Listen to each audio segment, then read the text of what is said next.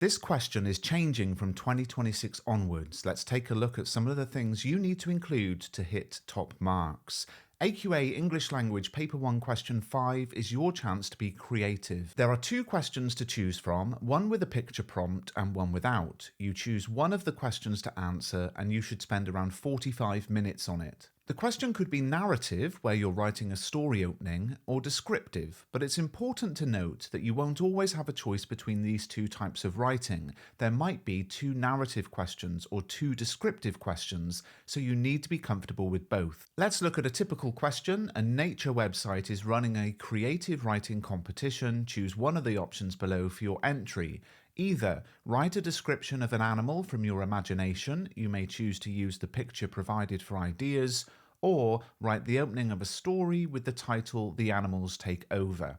So as you can see, there are 40 marks available for this question. That's half the marks of the entire paper being awarded for just one question, with up to 24 marks for AO5 and up to 16 for AO6. Now, I've already made a video on story openings, which I'll link at the end, so let's look in detail at the descriptive question. Notice how the wording is that you're writing from your imagination and may choose to use the picture provided for ideas. This is part of the new wording for 2026 onwards, where AQA want to make it clear that the picture is a jumping off point for your ideas and you don't have to stick religiously to every detail that you can see in it. So what sorts of things should we include in descriptive writing? Well, another change for 2026 onwards is that the mark scheme now lists typical features for descriptive and narrative writing. You don't have to do everything in the list to hit a certain level, but let's go through a few key areas. We're going to start with imagery, because imagery is one of the few things that is in the typical features of descriptive writing and not narrative. So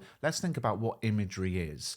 Imagery is the use of descriptive and figurative language, things like similes, metaphors, personification, to create vivid pictures in the reader's mind. Let's go through some examples that build from simple and limited all the way to distinctive and original, and we'll start with a very basic description. The dog is small and fluffy, it runs around in the garden, it barks loudly and wags its tail. Now this tells us what's happening, but it doesn't paint a picture, so let's improve it. The little dog scampers across the garden, its fluffy tail wagging excitedly, it yaps eagerly, its bright eyes watching every movement around it. Okay, so this is a bit better because words like scampers, phrases like yaps eagerly add energy and movement, making the dog feel more active. Describing the tail as wagging excitedly gives us a sense of the dog's enthusiasm, and bright eyes shows the dog is engaged with its surroundings, making the whole description feel more dynamic. But we can do more. How about the tiny pup darts across the garden, its golden fur ruffled by the breeze, its tail whips back and forth like a feather caught in the wind, a playful bark bursts from its mouth as it pounces onto a fallen leaf, sending it spinning. Now I've added some figurative language, and crucially, we can say that that figurative language is effective because it helps create the ideas I'm looking for. Describing the tail whipping back and forth like a feather caught in the wind gives the movement a light, fluid quality, adding to the sense of freedom and playfulness I'm trying to capture. And that's an example of a simile that is effective. Now, an example of a simile that would not be effective might be the tail whipped back and forth like a chainsaw cutting through wood. This simile is no good because although it does make us think of movement, it's got a sense of power and violence, not the light, playful movement I want to create with my imagery in the description of a playful and carefree dog. So one of the level 3 descriptors is that your imagery is effective, and the way to choose effective imagery is to focus on the mood and atmosphere you want to create, and then to choose figurative language that fits that mood and atmosphere. Another part of the level 3 mark scheme is all about creating a clear mood and atmosphere. So in this case, we're aiming for a light-hearted, playful description, so the imagery like a feather caught in the wind or a playful bark bursting from its mouth are effective in creating that because they match the mood and atmosphere I'm looking for. So in your descriptive writing, think about the mood and atmosphere you want to create and choose imagery that ties in with that. Now, the very highest marks are awarded to students who present distinctive and original imagery. How do we do that? One way to make your imagery distinctive is to avoid cliches and think of fresh comparisons or descriptions. So instead of saying the dog's tail wagged like a feather in the wind, you might describe how the dog's tail fluttered, a golden ribbon dancing in the breeze. This is much more original and still captures the atmosphere and mood I'm looking for. Now let's look at a sample answer that was sent in by Izzy Lidmore and see some of the other skills needed in descriptive writing. Izzy was writing a description of a powerful person where the picture prompt was this, and here's the answer. She was barely 20 when the crown was forced upon her head, and there it sat now, crammed onto her pillow of cascading red curls. Those curls that were once beautifully untamed, but now were so ferociously glued to her scalp that barely a wisp escaped the iron grip of her hairnet. A vigorously carved parting separated her fringe, adorning her face like a hideous scar. It was ruthlessly slashed in a straight line across the top of her head, and on top of it all a collection of insipid jewels that dimmed in elegance in comparison to the spiralling river of her crimson hair which spoke so strongly of her past freedom, freedom now lost forever. Concealed behind the empty pallor of her foundation lay hundreds of freckles, freckles that swirled and adorned her face like stars, stunning constellations that glowed with sheer happiness and joy, happiness that was gone now. Clumsily, the alluring sharpness of her chin had been softened by hastily applied rouge that only emphasized her obvious fatigue, caused by the money that had transformed her into a very prosperous slave. Her past was a distant memory. Her face, the beautiful, uplifting melodies of her face, tainted with the dissonance of royalty, for the soft and sweet hue of her cheeks had been poisoned with blood red, the perfect cadence of her hazel eyes diminished in pools of suffering, the harmonies of her nose and lips distorted by unwanted wealth. The pearls wound so tightly around her slender neck seemed to strangle her in a discord of sheer misery.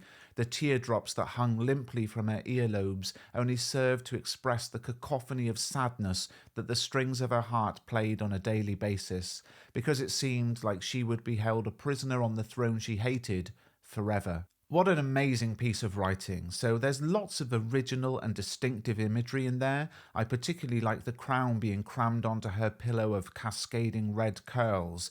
That image combines the oppressive heaviness of the crown with the softness of the hair. The simile of the parting adorning her face like a hideous scar is so original, turning something simple, a parting in hair, into a visual metaphor for deep pain. The image of how the pearls wound so tightly around her slender neck seemed to strangle her brings a twist to the idea of wealth, transforming it into something suffocating. Now, another part of the top level of the mark scheme for this question is conceptualized ideas. A conceptualized idea refers to the central theme or underlying idea that's explored throughout the answer, and a well-conceptualized idea will be developed consistently throughout the answer, with each detail or description contributing to its exploration, and every part of the writing here reinforces the central theme.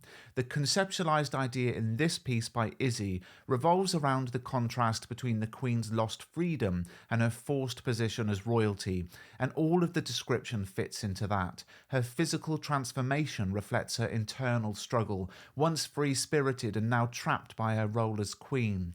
The description of her hair, once beautifully untamed but now ferociously glued to her scalp, symbolizes that loss of freedom. The pearls, as we've already talked about, strangling her neck, and the insipid jewels that dimmed in elegance emphasize how her wealth has become a burden, not a source of freedom. Another part of the top level of the mark scheme is that writing is compelling and evocative. Now, what does that mean? It refers to writing that grabs the reader's attention and keeps them engaged, and stirs up an emotional response. We see that throughout this answer, don't we? These descriptions don't just paint a picture, they pull the reader into the character's world, making the reader feel sympathy and probably sadness. Now, what if you're sat there saying, well, I could never write like that? Let's take some of the lessons learned from this that we can apply to any piece of work.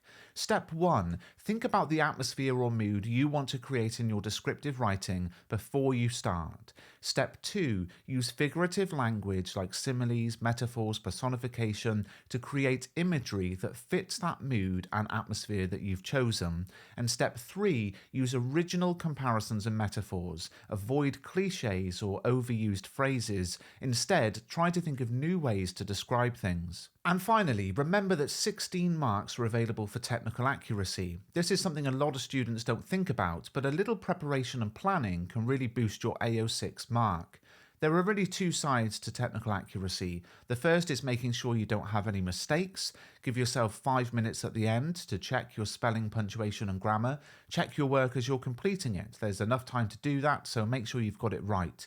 The second is being ambitious with your technical skills, varying sentence length and paragraph length, using a range of sentence types, employing a wide variety of punctuation. Now, these things don't happen automatically. You have to remind yourself to do them as you're right. You have to consciously craft your answer, and you've got time to do it because this is a 45-minute question. If this were me, I would probably, in my plan, note down the different types of punctuation I want to use. I might write cyclical structure or other things I want to include, sentence length, paragraph length. Then, as I'm writing my piece, whether descriptive or narrative, I might be halfway through a paragraph and then look back at my plan, and if I realised I hadn't used much variety in punctuation, I'd consciously think, right, in the next sentence I'm going to add a semicolon and tick it off my list. If my sentence lengths are too similar, I'd insert a short sentence for effect. Stopping and pausing to check your plan and the skills you're demonstrating is so important, and you have time to do it. If you found this video useful, why not pick up my guide to English language? It's available in paperback on Amazon